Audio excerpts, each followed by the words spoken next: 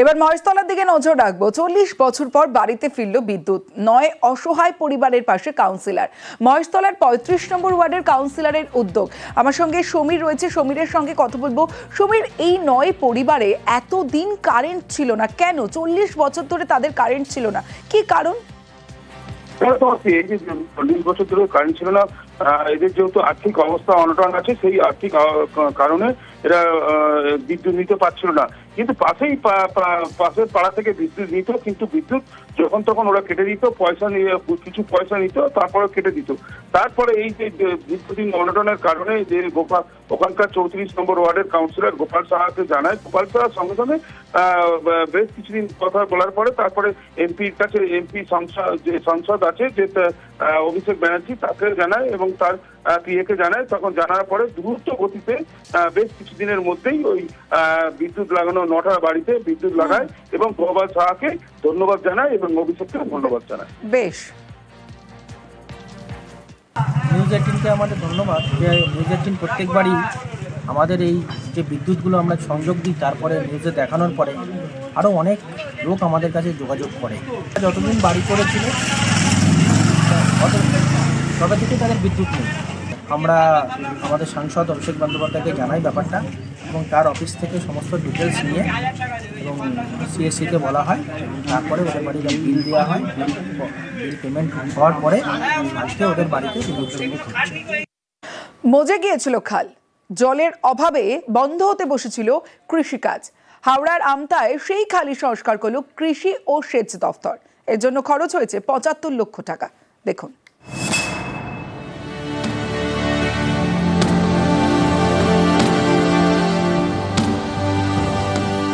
কয়েকদিন আগেও এটা ছিল মজে যাওয়া খাল, সংস্কারের পর এখন খালের বুকে জল।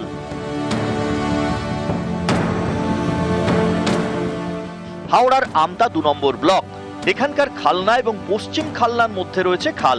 দুপাশে বিঘার পর বিঘা চাষের জমি। খালের জল চাষের জন্য বড় ভরসা, কিন্তু দীর্ঘদিন সংস্কারের অভাবে মজে গিয়েছিল, বন্ধ হতে বসেছিল কৃষিকাজ। স্থানীয়দের দীর্ঘদিনের দাবি ছিল খাল সংস্কার করা হোক। সেই মতো উদ্যোগ নেয় কৃষি ও সেচ দপ্তর। প্রায় 4.5 কিলোমিটার খাল সংস্কার করা হয়। এর জন্য খরচ হয় 75 লক্ষ টাকা। মজে যাওয়া খালে এখন জল, কৃষকদের মুখে ফিরেছে হাসি। ভালো সুবিধা হয়েছে, মানে জল আসবে, চাষিরা চাষ করতে পারবে, তার জন্য আমাদের উপকার চাষিদের হয়েছে। আগে কি অবস্থায় ছিল খাল? আগে খাল তো বুঝে গিয়েছিল, জল আসতুনি, চাষিরা চাষ করতে পারতুনি। এখন তো উন্নতি হয়েছে, এখন তো প্রচুর সুবিধা হয়েছে। খালটা কাটার পর আমাদের এই সবগুলো চাষ হতো না আগে, এখন চাষ হবে। খালটা আগে খুবই খারাপ অবস্থায় ছিল, খালটা সরু, মানে পাতি মনে ভর্তি হয়ে গিয়েছিল, মজে গিয়েছিল। হ্যাঁ, বুঝে গিয়েছিল। এই জায়গায় পুরো কৃষিকাজ একদম হতোই না, মানে জলের অভাব, খাল মজে গিয়েছিল। কৃষকরা আমাকে আবেদন করেন, জানান এবং সাথে সাথে আমরা এগ্রি ইরিগেশন ডিপার্টমেন্টের সঙ্গে এই খাল কাটার প্রকল্প নিই এবং পরে বাস্তবায়ন করার চেষ্টা। 4100 মিটার খাল প্রথম দফায়, আবার আরও 1 কিলোমিটার খাল পূর্ব খালনার দিকে কাটানো হচ্ছে। হাওড়া থেকে সন্তু মালিক, নিউজ 18 বাংলা। 2 বছর ধরে বন্ধ শৌচালয়। খড়িবাড়ি বাজারে শৌচালয় বন্ধে রীতিমতো দুর্ভোগ। খড়িবাড়ি মাছ বাজারে 5,83,000 টাকায় তৈরি হয় শৌচালয়। 2023-এ শৌচালয় তৈরি হলো, এখনো পর্যন্ত বন্ধ রয়েছে। কিন্তু কেন? আমাদের সঙ্গে রয়েছেন প্রতিনিধি বিশ্বজিৎ মিশ্র। বিশ্বজিৎ, কেন সেই শৌচালয় বন্ধ রয়েছে? কোথায় সমস্যা? খড়িবাড়ি পঞ্চায়েত সমিতির উদ্যোগে এই শৌচালয় বানানো হয় মূলত বাজারে আসা ক্রেতা এবং ব্যবসায়ীদের সুবিধার্থে। কিন্তু পঞ্চায়েত সমিতি বলছে যে 2023 সালে তৈরির পর বারংবার টেন্ডার ডাকা হয়েছিল এজেন্সির হাতে তুলে দেওয়ার জন্য, কিন্তু এজেন্সিকে একবারও খুঁজে পাওয়া যায়নি। কেউ এই টেন্ডারের বিড প্রক্রিয়ায় অংশগ্রহণ করেনি, যার জেরে তালা বন্ধ রয়েছে শৌচালয়। নতুন করে তারা আবার টেন্ডার প্রক্রিয়া ডাকবে, যাতে কোনো এজেন্সির মারফত এই শৌচালয় দেওয়া যায়। কারণ তুমি জানো যে শৌচালয়কে পরিষ্কার পরিচ্ছন্ন রাখতে এজেন্সির হাতে রাখলে সুলভ শৌচালয়ের সেই কাজ পরিষ্কার পরিচ্ছন্ন থাকবে। সেক্ষেত্রে কোনো সংস্থাকে বা এজেন্সিকে না পাওয়ায় এই তালা বন্ধ রয়েছে দাবি পঞ্চায়েত সমিতির। তবে গোটা ঘটনায় ক্ষুব্ধ বিজেপি এবং স্থানীয়রা।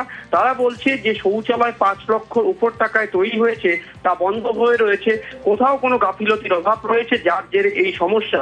তবে সব মিলিয়ে রাজনৈতিক চর্চাও শুরু হয়ে গিয়েছে। বেশ, ধন্যবাদ বিশ্বজিৎ। বাথরুম পায়খানা আমাদের এখানে বানানো হয়েছিল, একটা হচ্ছে মাছ বাজারে, সেটা এখনো অবধি বন্ধ হয়ে আছে, প্লাস একটা হচ্ছে আমাদের মুরগি বাজারে। এটা 2 বছরের উপরে হয়ে গেল, টেন্ডারটা পাস হওয়ার পরে বানানোর পরে এখনো অবধি উদ্ঘাটন হয়নি, যাতে তো মানে সাধারণ পাবলিক প্লাস আমাদের দোকানদারদের প্রচুর সমস্যার সম্মুখীন হতে হচ্ছে। হ্যাঁ, আমরা এখন চাচ্ছি যে যত তাড়াতাড়ি সম্ভব এই বাথরুমটা ওপেনিং করতে, যাতে সাধারণ যারা বাইরে থেকে লোক আসছে বা আমাদের মতো দোকানদার যারা আমরা পাশাপাশি দোকান আছি, তারা আমরা এই মানে বাথরুমটাকে সদ্ব্যবহার করতে পারি। দেখুন, এটা আমাদের কমিউনিটি টয়লেটটা সবার জন্যই ওইটা দেওয়া হয়েছে বা করেছি সুবিধার জন্য, কিন্তু এটা টেন্ডার করেছি, কেউ ফেলেনি, অপশনে ফেলেছি, কিন্তু কেউ ফেললো না। কারণ যদি আমরা এটা না দিতে পারি তাহলে কিন্তু যত্নে থাকবে না। এইভাবে যদি আমরা দিয়ে থাকি তাহলে কিন্তু যত্নে থাকবে না।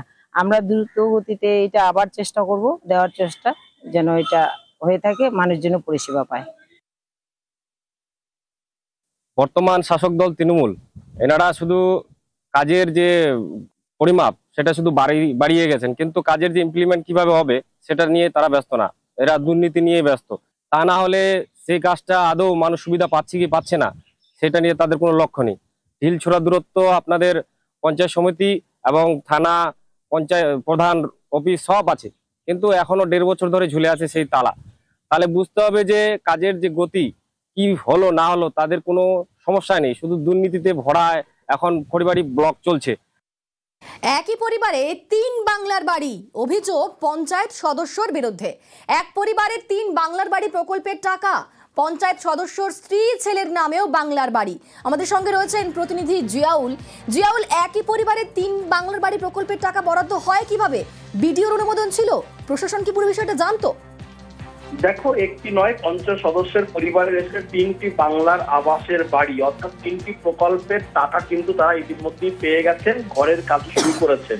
এখানে এলাকার মানুষের প্রশ্ন যে হাড়োয়া বিধানসভার অন্তর্গত চাপাতলা গ্রাম পঞ্চায়েতের মামুরাবাদ এলাকা, যিনি পঞ্চায়েত প্রধান রয়েছে, পঞ্চায়েত সদস্য রয়েছে লুৎফা রহমান, তার নামে যেমন বাংলার বাড়ি এসছেন, তার স্ত্রী এবং তার ছেলে একই সঙ্গে তারা থাকেন, তাদের কিভাবে এইভাবে বাংলার আবাসের টাকা একই পরিবারের 3 জনের নামে এলো।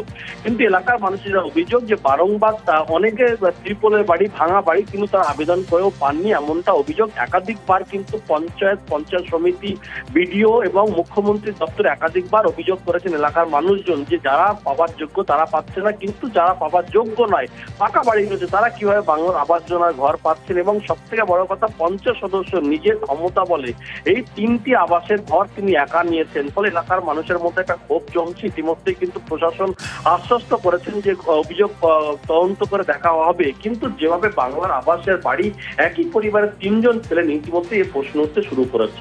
বেশ বেশ, ধন্যবাদ জিয়াউল। পঞ্চায়েত আধিকারিক বা বিডিও অফিসের আধিকারিক তারা এসে সব দেখে যদি তারা মনে করে যে আমি পাবার যোগ্য, তাহলে আমার দেবে। আমার বিরুদ্ধে এইসব কমপ্লেন, আমি প্রধানের সঙ্গে থাকি, প্রধানের অন্তর্গত আমাদের এই গোষ্ঠীতন্ত্র, আমার কিভাবে কি করা যাবে এই ষড়যন্ত্র চলছে।